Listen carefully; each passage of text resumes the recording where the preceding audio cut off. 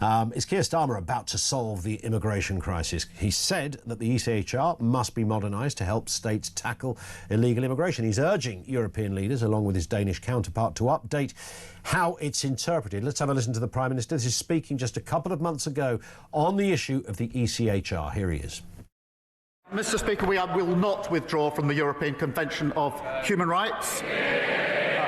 We do need to make sure that both the Convention and other instruments are fit for the circumstances we face at the moment, and therefore, of course, we have been, as we made clear, looking at the interpretation of some of those provisions. It would be a profound mistake to pull out of these instruments, because the first thing that would follow is every other country in the world that adheres to these instruments would pull out of all their agreements with this country. That would be catastrophic for dealing with the problem that we're actually dealing with.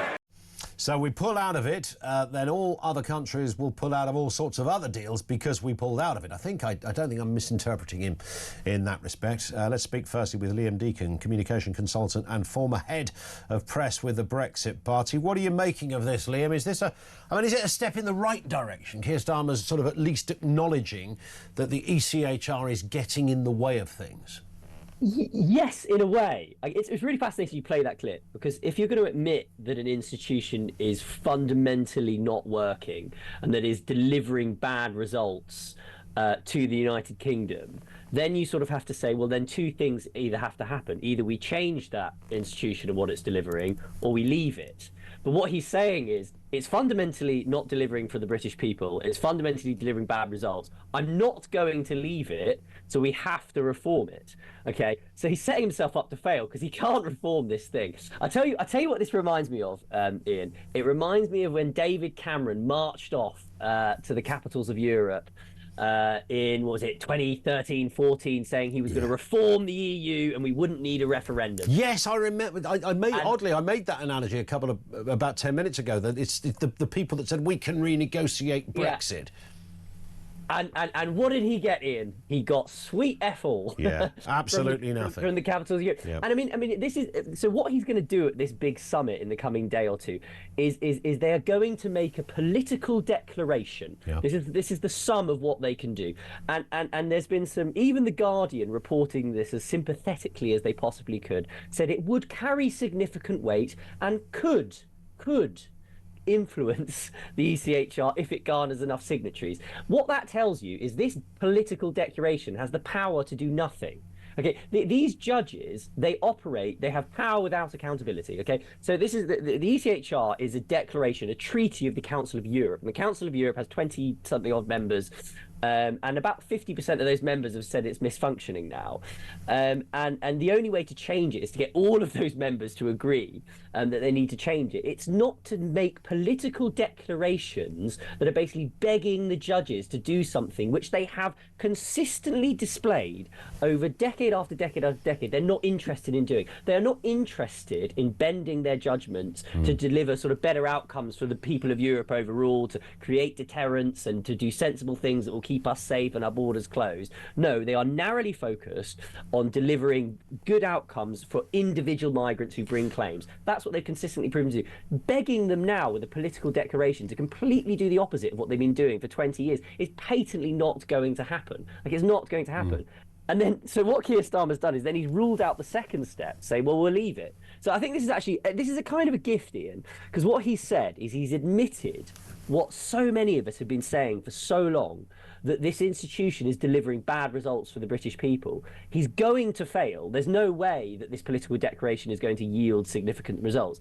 And then we're going to have a secondary conversation about how we leave the thing. And he's already said he won't, which is a gift to Nigel Farage, because he's going to be able to say, well, Keir Starmer said it's broken, and I'm the only one proposing to do anything about it meaningfully, which is leave the damn thing. And of course, many people are getting in touch with us saying, well, even if he tinkered with it, so you stopped chicken nugget scenarios and the like, that doesn't really touch the sides in terms of the wider problem. So it might, let's be generous to Mr. Starmer. So he goes and renegotiates it along with the Danes, and they come up with this great idea. Like, it was written 70, 80 years ago, needs reforming, so they reform it, they take a few paragraphs out, they modify section C, subsection 2, all of that business. Yeah. And so there's no more chicken nugget, and I can't speak German defences anymore, and that box is ticked. Now, that might account for about 100 migrants out of, well, 64,000 that have come across the channel since Keir Starmer's been in number 10.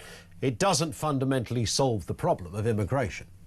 No, it doesn't. I mean, the two articles that he's talking about changing are Article 8, which is the right to a family life. The chicken nuggets one's brilliant. My personal favourite, Ian, my personal favourite distortion of Article 8 is that a group of Swiss pensioners took a case to the ECHR where they said their right to a family life had been disrupted by climate change. And the Swiss government needed to spend more money tackling climate change, or their right to a family life had been disrupted, and they won. They won. And they won.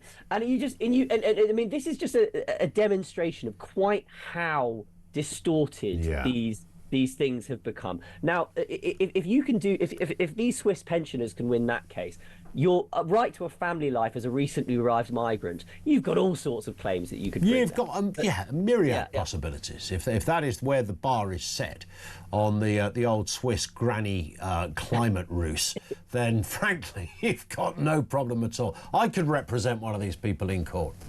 And it really is bizarre. I mean, and the second one is Article 3, which is something that the Council of Europe call an absolute right. So this is your right not to face torture or inhumane treatment. Now, uncontroversially, I think we can all agree that nobody should face torture or inhumane agreement.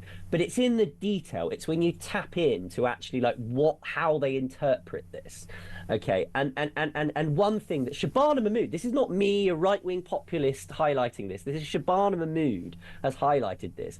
They interpret sort of your right to not be tortured as the size of the cell that you might be kept in as a foreign criminal when you're deported. These are the kind of things we're on about.